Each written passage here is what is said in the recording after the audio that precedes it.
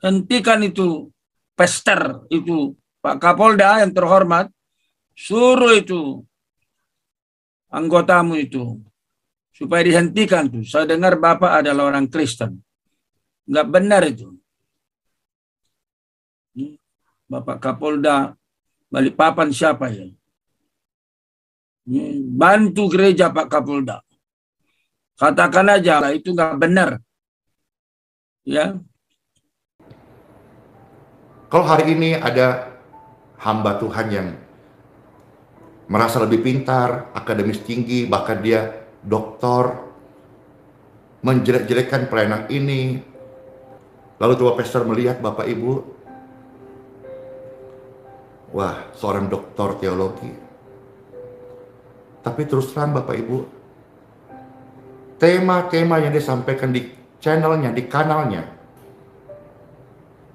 judul-judulnya, pastor belum menemukan satupun judul yang bermanfaat begitu.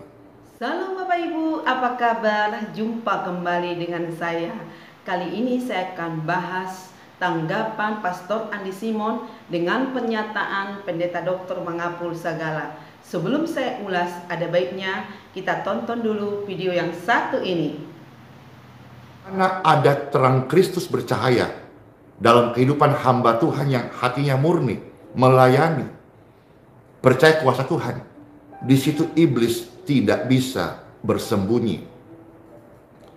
Selalu pastor katakan bahwa yang membuat iblis gemetar dan takut bukan karena kita pintar, juara akademis, atau ganteng, cantik, kaya, jabatan tinggi, bukan. Yesus yang hidup dalam Anda yang membuat iblis itu takut. Ya. Sedangkan seorang hamba Tuhan tidak boleh bertengkar. Kalau ada Yesus, saya percaya hamba Tuhan pasti tidak akan memulai pertengkaran. Saya percaya kalau ada Yesus yang hidup dalam hidup hamba Tuhan, mereka pasti tidak akan lakukan ini, saudara-saudara. Kan harus cakap mengajar. Ini juga pastor belajar, Bapak Ibu, untuk bisa melakukan bagian ini. Karena saya sadar betul bahwa bukan hanya sekedar kita penyembuhan perlu kuasa Tuhan. Bukan hanya sekedar kita doa pelepasan roh-roh jahat diusir dari tubuh seseorang, dari jiwanya, butuh kuasa Tuhan. Tetapi termasuk mengajar firman Tuhan. Sesungguhnya kita butuh kuasa Tuhan. Kalau hari ini ada hamba Tuhan yang merasa lebih pintar, akademis tinggi, bahkan dia doktor, menjelek-jelekkan pelayanan ini, lalu tua pastor melihat Bapak Ibu, wah, seorang doktor teologi. Tapi terus terang Bapak Ibu, tema-tema yang disampaikan di channelnya, di kanalnya, judul-judulnya, pastor belum menemukan satupun judul yang bermanfaat begitu. Dan pengajaran-pengajaran atau renungan disampaikan di sana, informasi disampaikan. Bagi Pastor Andy tanpa mengurangi rasa hormat ya. Tidak perlu sekolah teologi tinggi untuk membuat tema-tema seperti yang dibuat oleh hamba Tuhan ini untuk menjatuhkan atau menyerang pekerjaan Tuhan atau kuasa Tuhan di dalam pelayanan yang Tuhan Yesus percayakan. Karena bagi Pastor Andy Simon, bukan hanya sekedar doa orang sakit butuh kuasa Tuhan, melepaskan orang dari roh jahat butuh kuasa Tuhan, tetapi mengajar pun kita harus butuh kuasa Tuhan. Pastor rindu sebetulnya melihat hal-hal yang membangun, tapi dari orang-orang yang merendahkan sesama hamba Tuhan, justru saya nggak menemukan itu. Padahal saya mau belajar, tapi tidak ada nilai kekekalan yang saya bisa belajar di sana. Yang ada hanya ngerumpi, hoak, gosip, menjelekkan, merendahkan, meninggikan diri sendiri, menyombongkan diri sendiri. Terus apa yang saya mau belajar? Dan bagaimana orang-orang di luar sana mau belajar dari yang katanya doktor teologi, karunia pengajar, tapi apa yang mau diajarkan, apa yang dipertontonkan?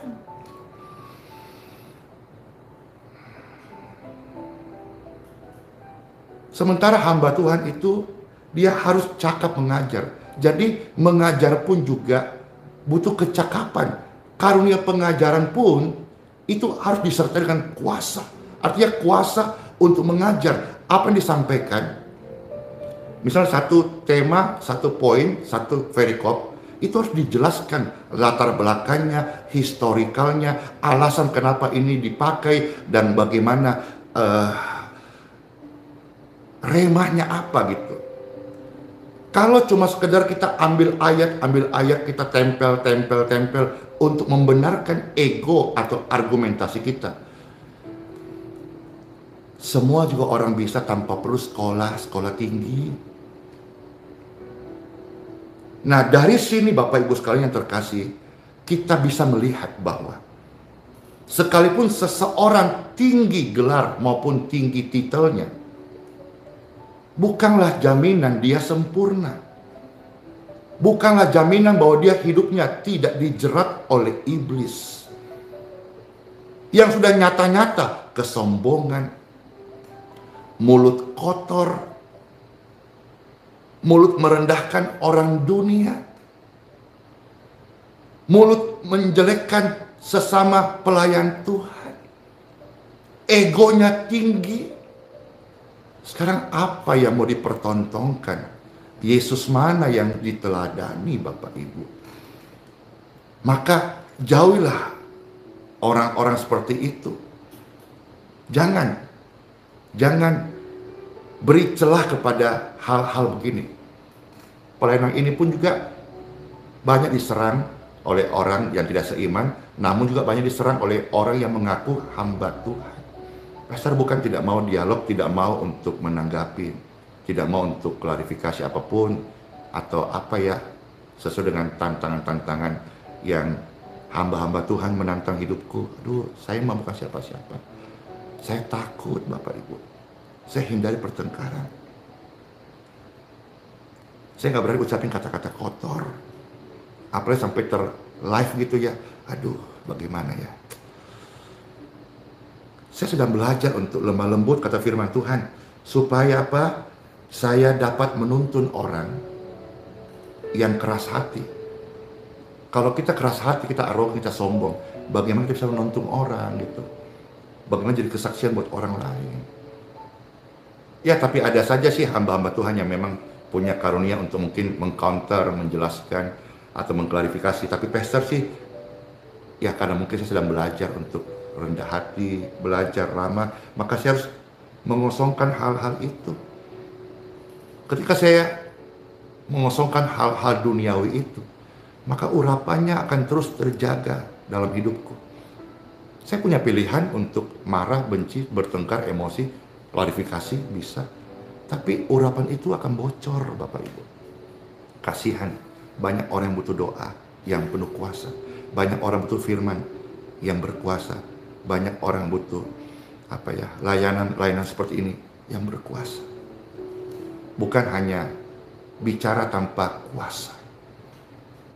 Hidup kita jadi kesaksian. Kalau pemarah, pastor dulu pemarah.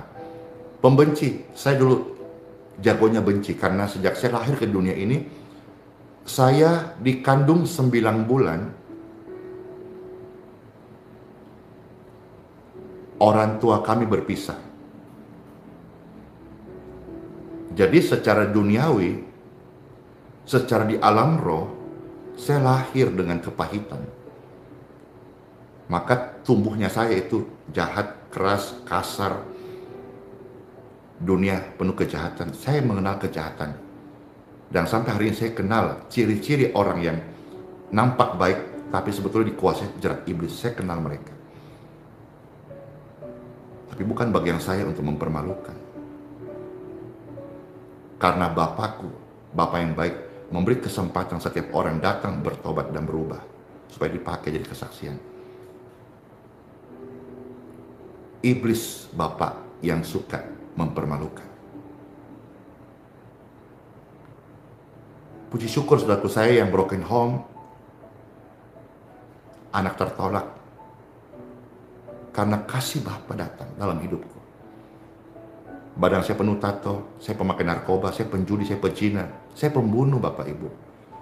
Saya pernah masuk urusan polisi karena urusan itu. Saya dulu hampir setiap hari bertarung, berkelahi. Gini, Bapak bisa terima dan oleh kasihnya dia ubah saya menjadi seperti hari ini. Dia ubah saya tahu, saya tidak merasa sempurna, tapi saya tahu ada sesuatu yang berubah dari hidup saya. Saya bisa sabar hari ini, saya bisa berhenti mengucapkan maki-maki, saya bisa berhenti membenci orang lain. Saya bisa in control pengendalian diri saya. Luar biasa ya kasih Bapa. Namun sebagai rekan pelayanan, saya masih muda, yang masih junior, yang masih belajar. Banyak Anda yang sudah suhu, sudah senior, sudah sepuh, sudah pintar-pintar. Mohon petunjuk. Jadilah teladan. Berilah teladan. Karena dunia ini sedang membutuhkan teladan dari Tuhan Yesus Kristus. Lebih daripada sekedar nyanyian, pujian, lagu, kata-kata, atau apa saya disampaikan. Jadilah teladan. Setiap orang yang menyebut nama Tuhan Yesus, khususnya hamba Tuhan, tinggalkanlah kejahatanmu supaya doa-doamu, doa-doa kita, pelayanan Tuhan percayakan, berkuasa. Tuhan Yesus memberkati. Ingat, harus ramah. Ingat, rendah hati. Ya, orang rendah hati akan Tuhan tinggikan di dunia kerja Anda, di pelayanan Anda, di keluarga Anda. Rendah hati, Tuhan yang akan meninggikan. Shalom semuanya, bless you, dadah. Baik Bapak Ibu, kita sudah menonton videonya, dan kali ini di dalam video tersebut Pastor Andi Simon tidak menyebutkan secara gamblang nama Pendeta Dr. Mangapul Sagala, tetapi bukan rahasia umum lagi, karena kalau kita lihat di YouTube sedang viral saat ini bahwa yang meminta kepada Kapolda Kalimantan Timur supaya pelayanan Pastor Andi Simon ditutup adalah Pendeta Dr. Mangapul Sagala. Ada beberapa poin yang saya diingatkan kembali melalui pernyataan Pastor Andi Simon.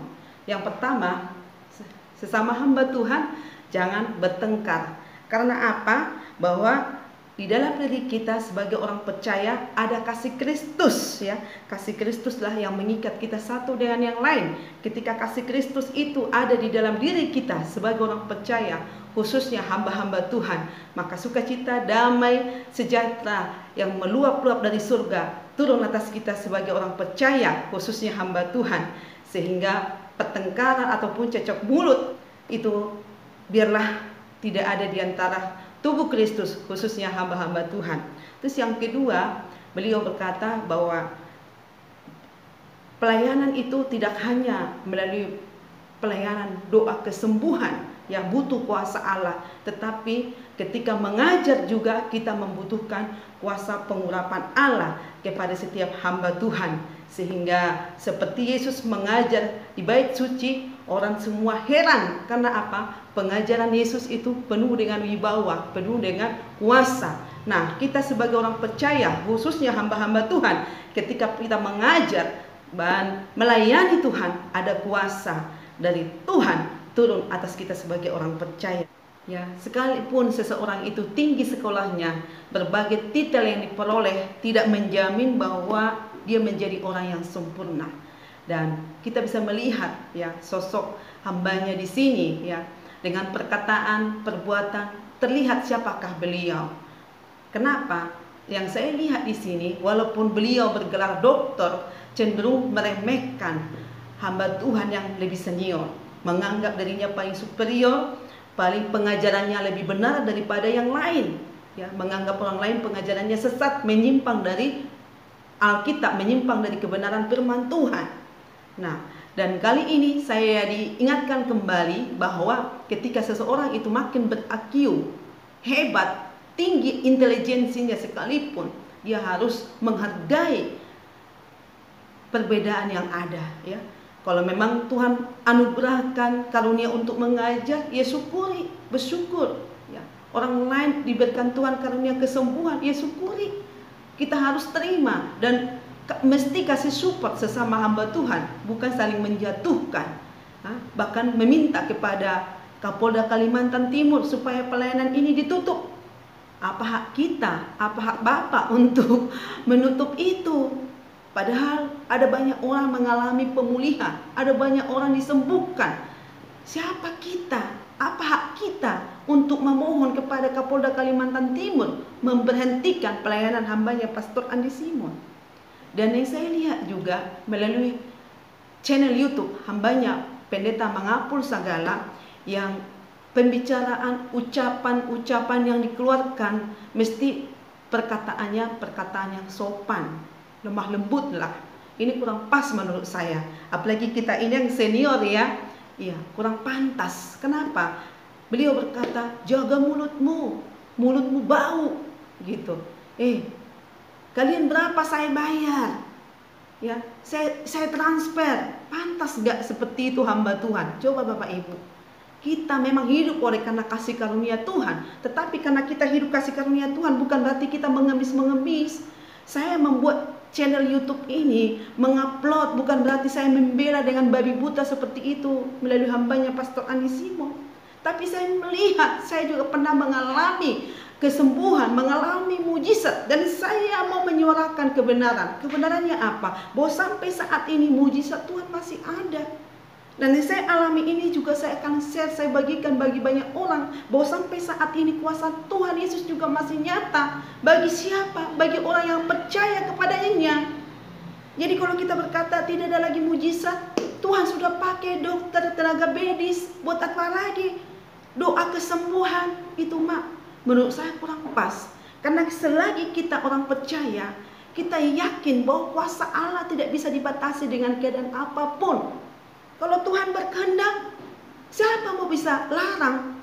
Ya. Tidak ada lagi. Dulu Yesus menyembuhkan, tidak ada kesembuhan. Sekarang kok sebentar kesembuhan. Itu maunya Tuhan. Kalau Tuhan mau sembuhkan, ya sembuh. Kalau tidak, mau apa kita? Ya, kita nggak berkuasa atas itu semua. Makanya kalau Bapak bicara berapa saya transfer, mohon Bapak, kalau Bapak banyak uang, gunakanlah ke hal yang baik, gunakanlah bagi yang sangat membutuhkan. Jadi bicara itu menurut saya berpikir dahulu baru bicara. Marilah kita sesama hamba Tuhan bukan saling menjatuhkan, membusuk-busukkan, tetapi saling bergandeng tangan, membangun tubuh Kristus, membawa jiwa-jiwa datang kepada Tuhan, mengalami pemulihan, mengalami kesembuhan, mengalami keselamatan bagi banyak orang. Oke Bapak Ibu, biarlah pemaparan saya ini menjadi berkat bagi kita semua. Tuhan Yesus memberkati. Amin.